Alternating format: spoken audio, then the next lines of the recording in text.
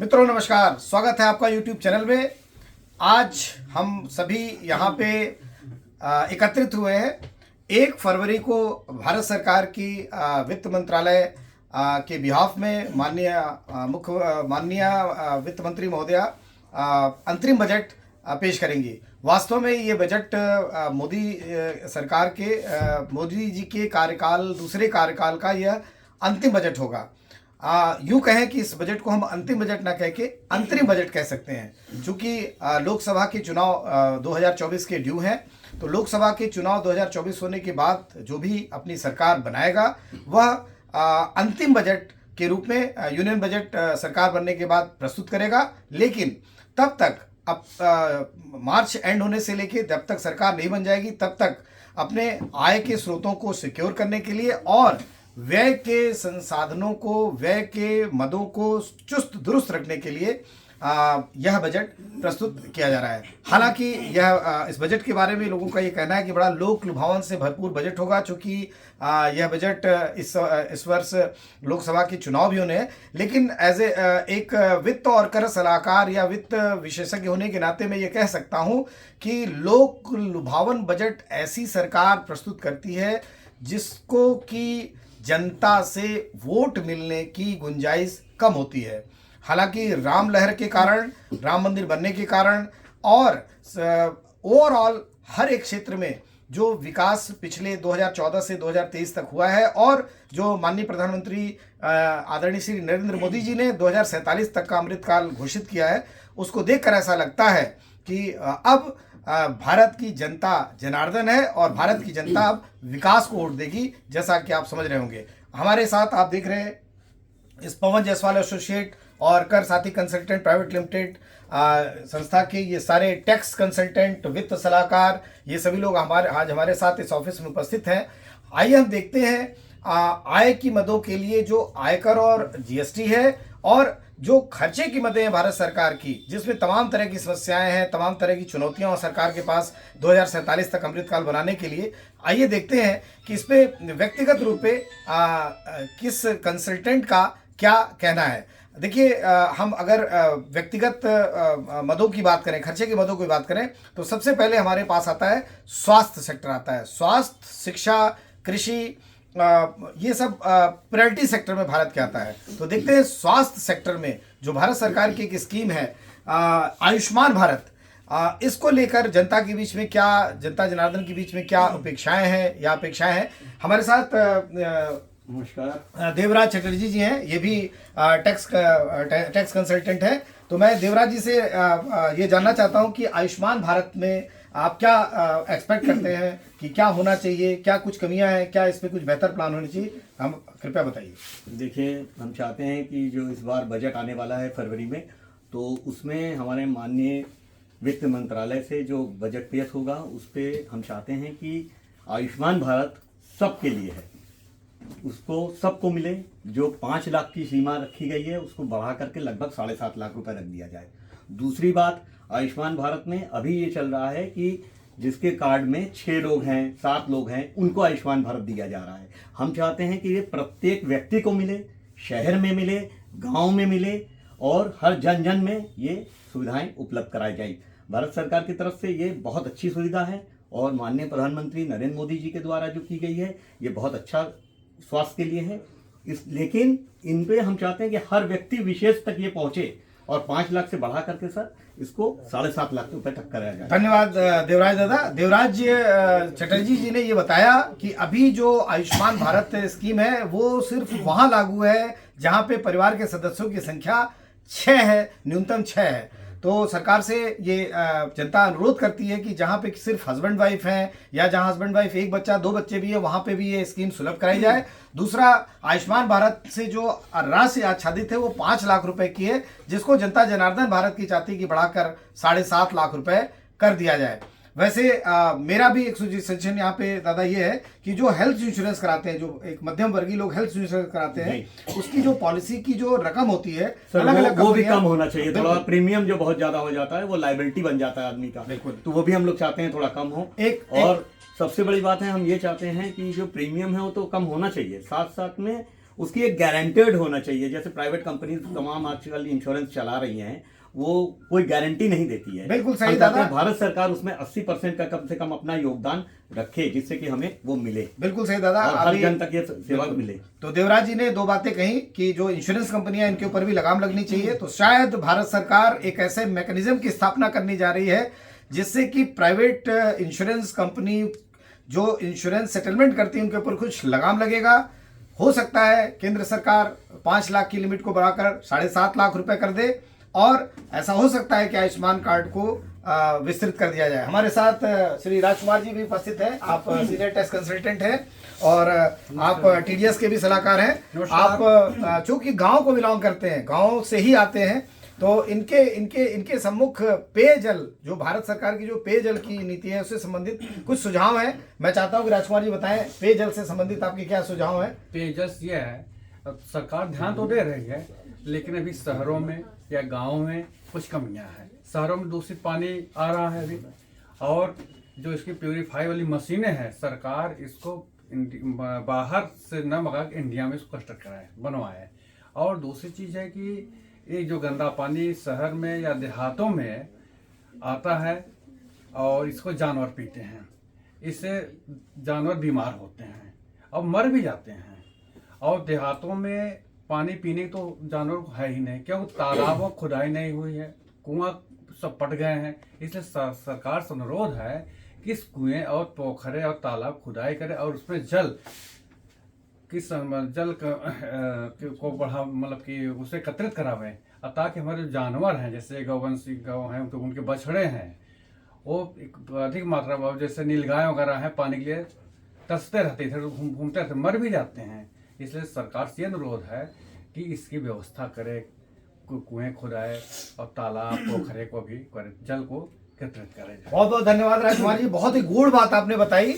मैं कंक्लूड कर रहा हूँ वित्त मंत्रालय के सम्मुख कि आपका ये कहना है कि जल का कंजर्वेशन होना चाहिए, वाटर का कंजर्वेशन होना चाहिए। इसके लिए जो पुराने तालाब, बावड़ी, जो चापाकल, जो पुरानी व्यवस्थाएं थी, वो फिर से सब सरकार जागृत करे। हालांकि भारत सरकार की अमृत सरोवर, अमृत जल तमाम योजनाएं हैं। एक हर घर जल कल की व्यवस्था जो की गई है, वो राजकुमार जी का ये भी कहना है कि ऐसे ही जानवरों के लिए भी शुद्ध पानी की व्यवस्था होनी चाहिए। तो मैं अनुरोध करता हूं केंद्र सरकार से कि पेयजल पर अपना बजट बढ़ाकर और मैकेनिज्म को और स्ट्रॉन्ग करे।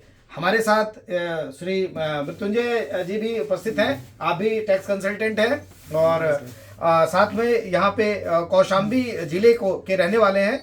आपने अपने इर्द गिर्द लोगों को जो इंटरेक्शन करने के बाद देखा है, आवास से संबंधित जो एक आवास की समस्या है, उसको जो उन्होंने एक्सप्लोर किया है, उसके संबंध में आपके जो सुझाव है कृपया आप दें। ये बताना चाहेंगे जो आवास है उसमें गवर्नमेंट ने जो चलाया बहुत अच्छी स्कीम है, लेकिन इसमें कुछ तरह की कमियां देखने को मिलती हैं। प्रधानमंत्री आवास योजना की बात कर रहे हैं। जी। उसमें कमियां इस तरीके की हैं कि अभी भी आसानी से मिलने में दिक्कत है, निम्न स्तर के लोग को लेने में दिक्कत हो रही, कुछ पैसे उनको एडिशनल देने पड़ते हैं तब जाके उनका पेमेंट रिलीज होता है। दूसरा इसमें जो है प्रधानमंत्री स्कीम में ये भी होना चाहिए आवास योजना में कि कुछ लोग पात्र होते हुए भी नहीं अपात्र हो जाते, जैसा कि कुछ है विधवा हो गए, शादी डिस्टर्ब हो गई, लड़की आके गांव में रहने लगी, तो इसमें है कि जमीन है तब उनको आवास मिलेगा, जमीन उनके पास नहीं है तो आवास नहीं मिलेगा। तो अगर नीडी हैं, विधवा है, शादी से डिस्टर्ब हो गई, इस वजह से गांव पे रह रही हैं, तो आवास के साथ साथ जमीन भी प्रोवाइड करते हुए आवास देना चाहिए, क्योंकि जमीन नहीं है तो पीएम आवास की योजना आपको नहीं मिलेगी, आवास है नहीं उनके पास।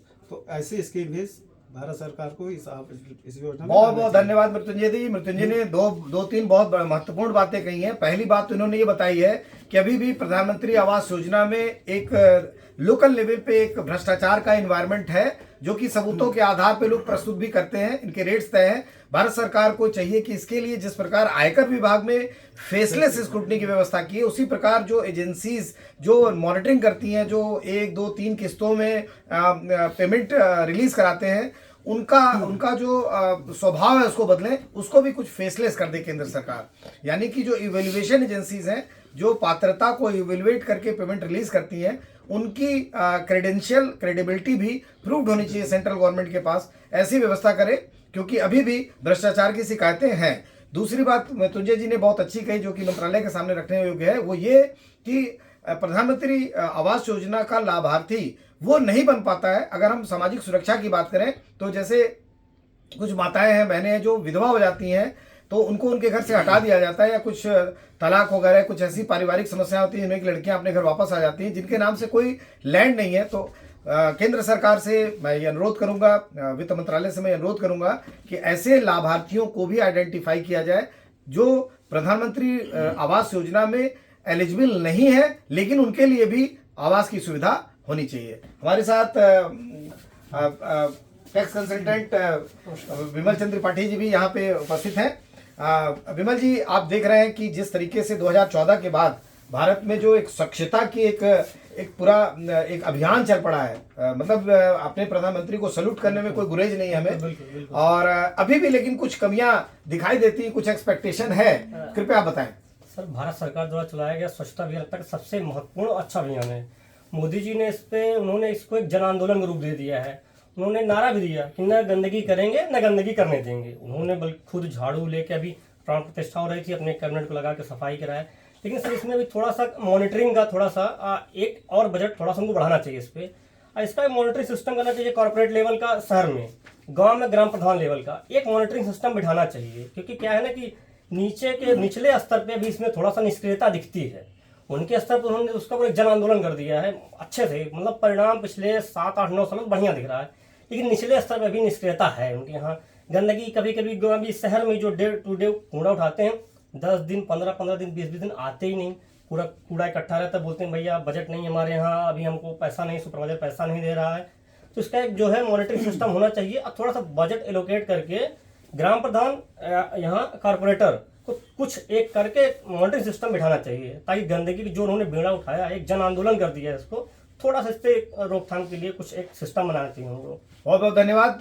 विमल जी ने जो कहा उसका टेक अवे ये है वित्त मंत्रालय के लिए कि हम तो सुधर चुके हैं, प्रधानमंत्री महोदय ने मैसेज दे दिया है, लेकिन कुछ ऐसे जगहों पे जहां एजेंसीज ही, खासतौर से स्मार्ट सिटीज में जहां एजेंसी को ही दायित्व है कूड़ा हटाने का, कूड़ा साफ करने का, वो कहीं न कहीं निष्क्रिय साबित हो रही हैं। इसके लिए एक ऐसा मैकेनिज्म डेवलप किया जाए या शिकायत का ऐसा कोई प्रकोष्ठ बनाया जाए जहां पे शिकायत का त्वरित डिस्पोजल हो पाए। अगर कोई भी व्यक्ति जो कूड़े से या गंदगी से ग्रसित है और वो अपनी बात नहीं रख पा रहा है, तो उस पोर्टल के माध्यम से केंद्र सरकार के पास अपनी समस्या पहुंचा पाए। बहुत बहुत धन्यवाद, बहुत बहुत धन्यवाद विमल जी।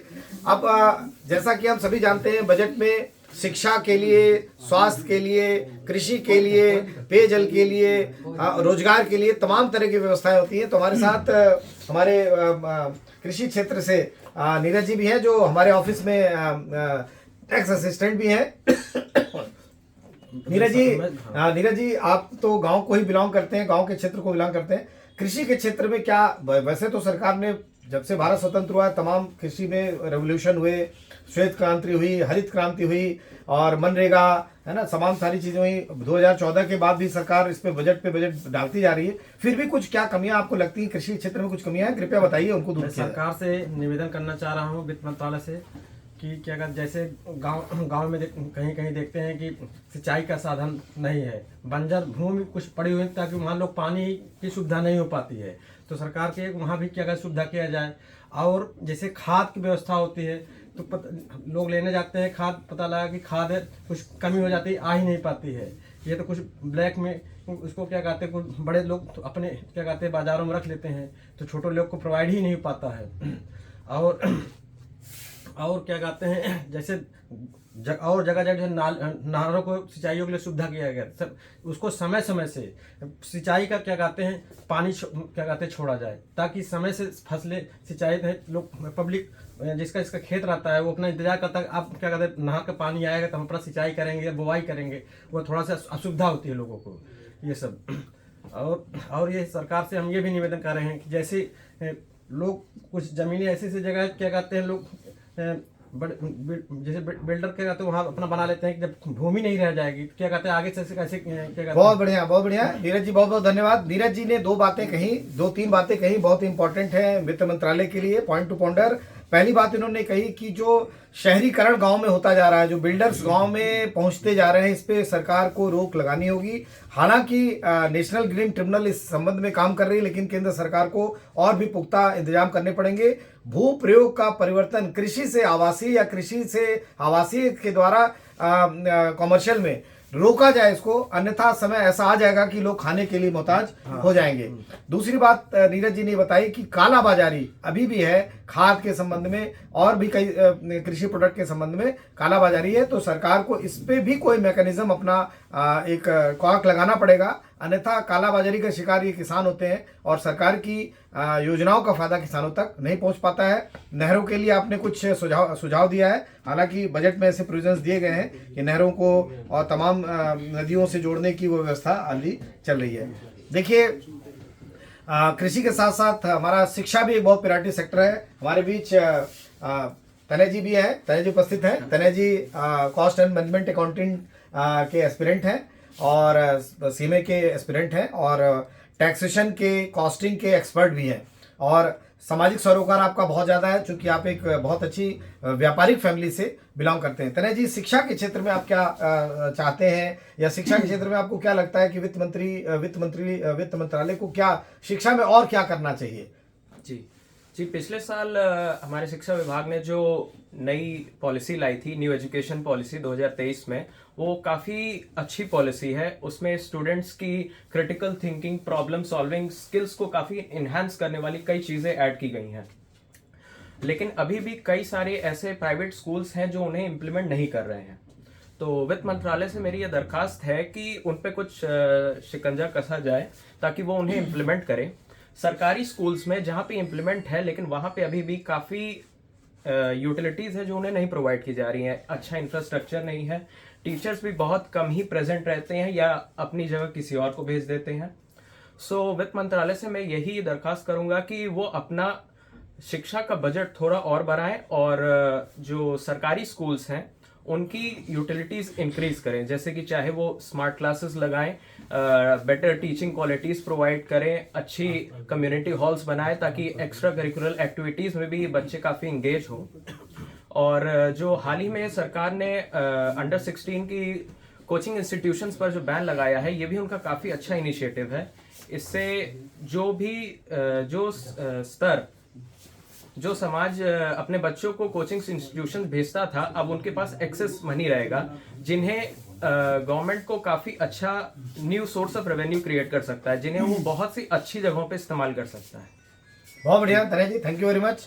तनय जी का जो मुख्य उद्देश्य है वो शिक्षा के क्षेत्र में रिवैम्पिंग मांग रहे हैं। ये शिक्षा के क्षेत्र में ये चाहते हैं कि जो सरकार है वो मुख्य भूमिका में है, कंट्रोलर की भूमिका में है, ऐसा तनय जी का कहना है। चूंकि सरकार अभी अपने सरकारी स्कूलों के माध्यम से तो शिक्षा प्रोवाइड कर रही है, साथ ही प्राइवेट स्कूलों की संख्या बहुत ज़्यादा है।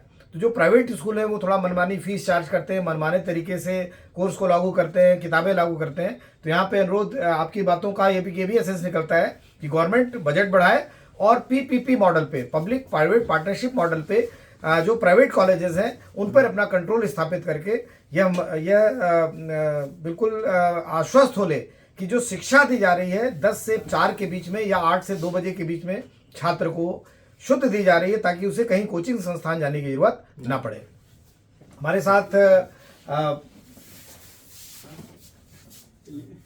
आनंद शंकर मालवी जी हैं और आप पेंशन के बारे में कुछ अपने सुझाव देना चाहते हैं आयकर के संबंध में, कि आयकर में जो पेंशन, फैमिली पेंशन जो लोग पाते हैं उनके परिवार वालों को कुछ डिडक्शन मिलती है। तो इनकम फ्रॉम अदर सोर्सेज में आ जाती है, लेकिन कुछ डिडक्शन मिलती है, उसके संबंध में आप कुछ कहना चाहते हैं? नमस्ते सर। ये फैमिली पेंशन जो है पिछले 2-3 दशक से जो है 90-91 से 15,000 रुपये स्टैंडर्ड डिडक्शन मिलता है फैमिली पेंशन। हमारी माता जी वगैरह को फैमिली पेंशन मिला करता है। तो हम भारत सरकार से ये मांग करते हैं कि उसको 50,000 रुपये फैमिली पेंशन को स्टैंडर्ड डिडक्शन किया जाए। जो है धन्यवाद। बहुत अच्छी इन्होंने एक सजेशन दिया है केंद्र सरकार को कि जो फैमिली पेंशन पे स्टैंडर्ड डिडक्शन मिलता है वो 15,000 रुपये या 1/3 of the pension which ever is lower है, उसको आप बढ़ाकर मिनिमम 15,000 से बढ़ाकर 50,000 करने की मांग कर रहे हैं। ये बहुत एक पुरानी मांग, लंबित मांग है, जिसके लिए जनता ने कई बार गवर्नमेंट को अप्रोच किया, लेकिन अभी ये रिसेंटली अभी भी इसको फैमिली पेंशन पाने वाले अभी भी इसकी दरकार उनको भी अभी भी इसकी दरकार है, इसकी आस और उम्मीद टकटकी लगाकर बैठे हैं। हमारे बीच दो कॉस्ट और मैनेजमेंट अकाउंटेंट्स के एस्पिरेंट्स भी हमारे बीच उपस्थित हैं। आप दोनों लोग अपना परिचय दीजिए और बताइए कि जीएसटी और इनकम टैक्स में जो आप लोग जब प्रैक्टिस करते हैं तो जो एसएससीज की जो समस्याएं होती हैं जिनके लिए वो ग्रीवांस पोर्टल पे डालते हैं, तो वो क्या उसमें क्या कमी आती है, सरकार से क्या उम्मीद करते हैं, क्या दिक्कत आ रही है, अपना परिचय दीजिए और उसके बाद फिर आप अपनी समस्याओं को बताइए। नमस्ते, मेरा नाम वरुण जायसवाल है। मैं ये अनुरोध करता हूँ कि जैसे अगर कोई एसएससी है वो ग्रीवांस रेस करता है, अगर कोई दिक्कत रहती है तो उसका कोई टाइम लिमिट नहीं रहता है, तीन महीने तक भी कोई रेजोल्यूशन नहीं होता है। तो मेरा ये अनुरोध है कि उसके लिए कोई मैकेनिज्म डेवलप करें और उसकी जल्दी से जल्दी हो सके ग्रीवांस रिजॉल्व। आप भी कुछ कहना चाहती हैं? परिचय दीजिए अपना पहले। नमस्ते, मेरा नाम आयुषी जायसवाल है। सर वही सेम टाइमली रिप्लाई होना चाहिए, कभी कभी बहुत ज़्यादा टाइम लगता है ग्रीवांस का रिप्लाई आने में। बहुत बढ़िया, आयुषी जी ने और जसवाल साहब ने बहुत अच्छा सजेशन दिया है कि अभी भी वैसे तो मैं आप लोग को बता दूं कि जीएसटी डिपार्टमेंट में और इनकम टैक्स डिपार्टमेंट में इसका एक चार्टर बना हुआ है। हर कार्य की समय सीमा निर्धारित है, इवन ग्रीवांस रिड्रेसल की भी समय सीमा निर्धारित है। फिर भी अभी भी कुछ एक जगहों पर समय सीमा के अंदर ग्रीवांस का रिड्रेसल नहीं किया जाता है, खास तौर से उस जगह पे जहाँ पे कि ग्रीवांस एक्चुअल में जेन्युइन होती है और करदाता टकटकी जगह बैठा रहता है कि उसकी ग्रीवांस का रिड्रेसल होगा। तो मैं केंद्र सरकार से अनुरोध करूंगा कि आप दोनों लोग की या एक जन सामान्य की जो प्रॉब्लम है कि इनकम टैक्स की वेबसाइट पर या जीएसटी डिपार्टमेंट की वेबसाइट पर जो ग्रीवांस डाली जाती है, इसका सॉल्यूशन समय से नहीं आता है, प्रॉपर नहीं आता है, गलत आता है। इसका भी मैकेनिज्म कुछ चेंज होना चाहिए। बजट में इसके लिए कोई प्रावधान किया जाना चाहिए, कोई डिस्प्यूट रेजोल्यूशन मैकेनिज्म या ओम्बड्समैन टाइप पर्सन की नियुक्ति होनी चाहिए जहां पे इसकी अपील हो सके। धन्यवाद। हमारे साथ टैक्स कंसल्टेंट अजीत कुमार जी यहाँ पे उपस्थित हैं। हम आप इस चैनल पे कई बार हम लोग आ भी चुके हैं और मैं आपसे अनुरोध करूंगा कि कुछ सजेशंस बताइए कि इनकम टैक्स में जीएसटी में क्या चेंजेस, क्या मतलब कौन ऐसे चेंजेस हैं जो अपरिहार्य हैं, होने ही चाहिए, या कौन सी ऐसी एक्सपेक्टेशन जनता की वो पूरी होनी चाहिए। बहुत बहुत धन्यवाद डॉक्टर साहब। मैं आपके माध्यम से भारत सरकार वित्त मंत्रालय तक कुछ चीज़ें जो मैं लोगों से मिलता हूँ या जो मेरे क्लाइंट्स आते हैं, जो दिक्कतें वो फेस करते हैं, वो चाहते हैं कि सरकार ऐसा करती तो अच्छा होता, वो मैं आपके माध्यम से मिनिस्ट्री तक पहुँचाना चाहूँगा। सबसे पहले डॉक्टर साहब मेरा तो है जो सरकार न्यू स्कीम ले आई है ITR फाइलिंग की, उसमें उसने लिमिट 7 लाख कर दी, अच्छी बात है। पुराने के लिए 5 लाख है, लेकिन नए वाले में आप डिडक्शन नहीं दे रहे हैं। उसमें ये है कि आप हाउस प्रॉपर्टी अगर किसी ने लोन ले रखा है तो उसको भी डिडक्शन अवेलेबल नहीं है उसके लिए।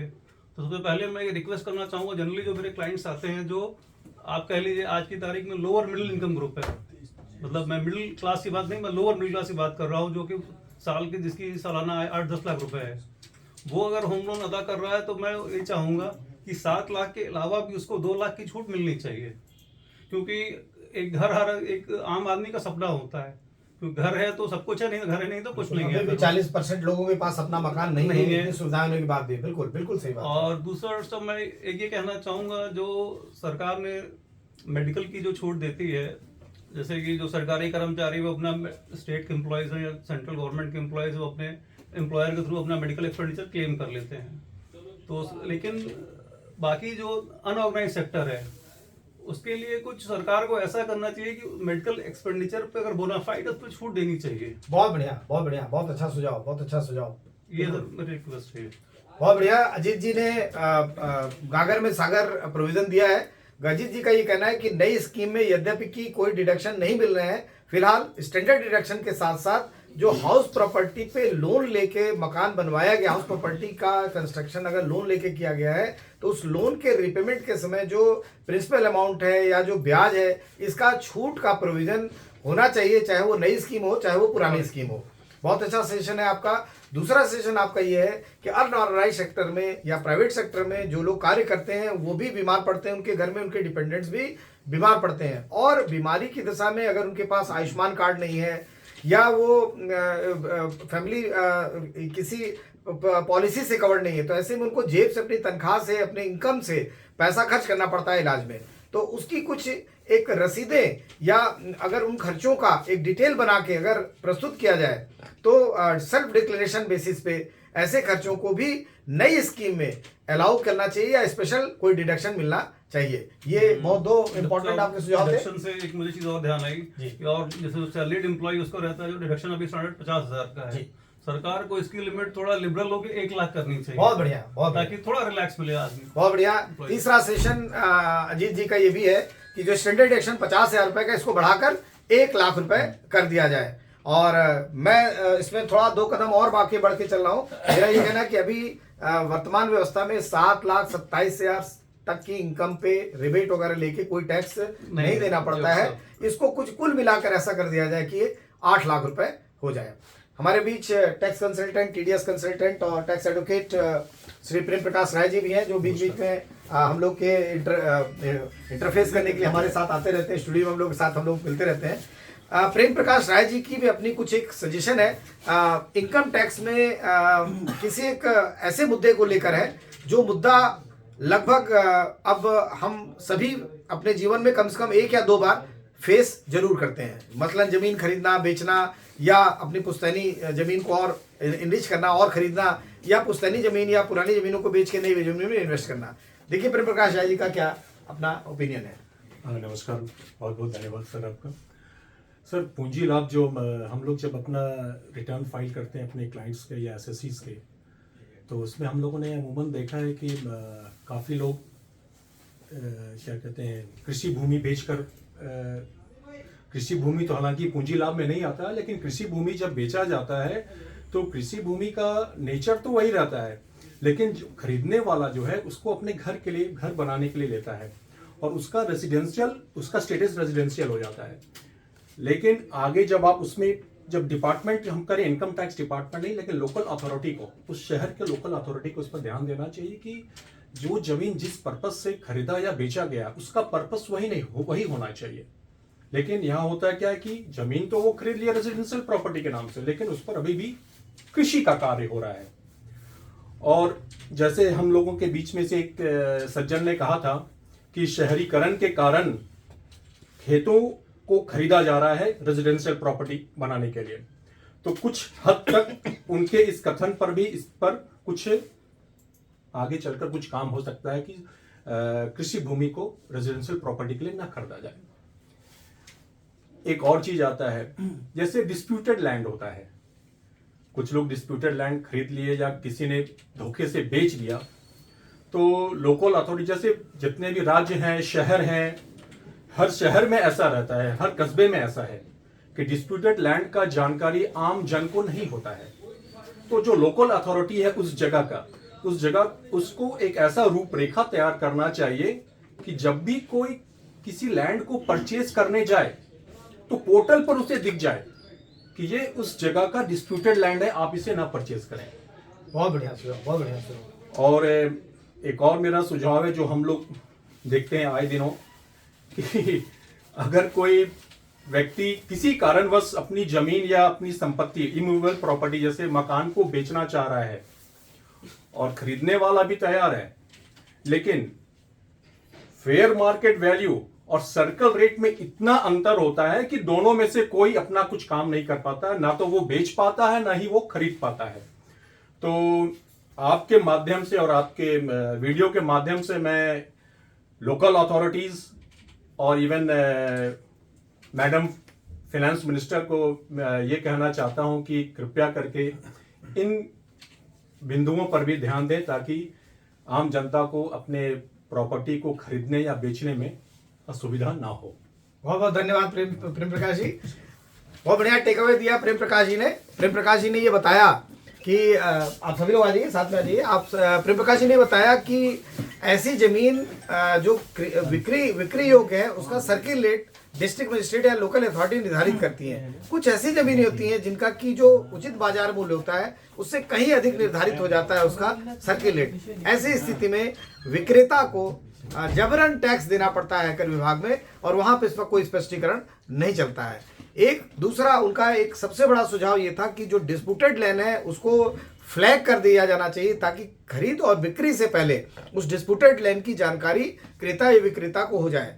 और अगर क्रेता या विक्रेता जानबूझकर वैसी डिस्प्यूटेड लैंड खरीद रहा है तो डिस्प्यूटेड लैंड में विक्रेता को कहीं न कहीं पैसे की आवश्यकता है और कोई क्रेता नहीं मिल रहा है, क्रेता उसको कम से कम दाम पर खरीद रहा है। तो ऐसे में भी जो कैपिटल गेन कैलकुलेट हो परचेजर के लिए, जो डीम्ड इनकम हो या सेलर के लिए सेक्शन 50C की जो एप्लीकेबिलिटी हो, उसमें कहीं ना कहीं कुछ न कुछ रेस्ट्रिक्शंस होने चाहिए। हालांकि केंद्र सरकार कोरोना पीरियड में तो ज़्यादा 20% तक और अभी भी फेयर मार्केट वैल्यू और सर्किल रेट के डिफरेंस को 10% तक अलाउ करती है। आज हम सब ने महत्वपूर्ण सुझाव वित्त मंत्रालय को प्रेषित करने का प्रयास किया, जो कि न सिर्फ व्यय की मदों से संबंधित था बल्कि आय की मदों से भी संबंधित था।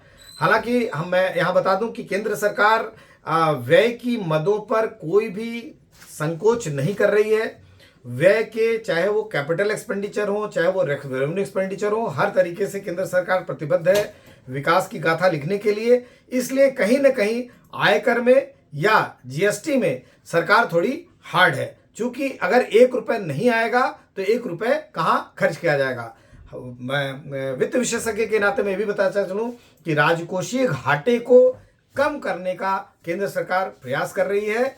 इसके लिए केंद्र सरकार ने भौतिक रुपए की जगह अब वो क्रिप्टो करेंसी को करारा जवाब देने के लिए अपनी खुद की भारतीय रिजर्व बैंक अपनी खुद की एक वर्चुअल करेंसी लेके चली आई है। साथ में जो विकास दर है उसको भी केंद्र सरकार मेंटेन रखने का प्रयास कर रही है। जैसा कि फिच और विदेशी इकोनॉमिस्ट ने बताया है कि जिस तरीके से भारत की इकोनॉमी प्रोग्रेस कर रही है, जो कि 3rd लार्जेस्ट इकोनॉमी हो चुकी है, शेयर बाजार में भी भारत का प्रथम 5 में स्थान आ चुका है, मजबूती में आ चुका है, तो शायद विकास दर भी 6.5% रहने का अनुमान है। कुल मिलाकर हमें लगता है कि हमारी जो भी आकांक्षाएं हैं, इच्छाएं हैं, वो मोदी सरकार अवश्य पूरा करेगी। कल 26 जनवरी गणतंत्र दिवस है, भारत का 75वां गणतंत्र दिवस भारत मनाएगा। ठीक इसके बाद 1 फरवरी को अंतरिम बजट पेश किया जाएगा। पूरा विश्वास करते हैं हम लोग, आशा करते हैं कि यह बजट जनता जनार्दन का बजट होगा, कल्याण का बजट होगा और कहीं न कहीं आयकर में, जीएसटी में थोड़ी सी जो ईमानदार करदाता हैं उनके लिए ढील देने वाला बजट होगा। धन्यवाद, जय हिंद। नमस्कार।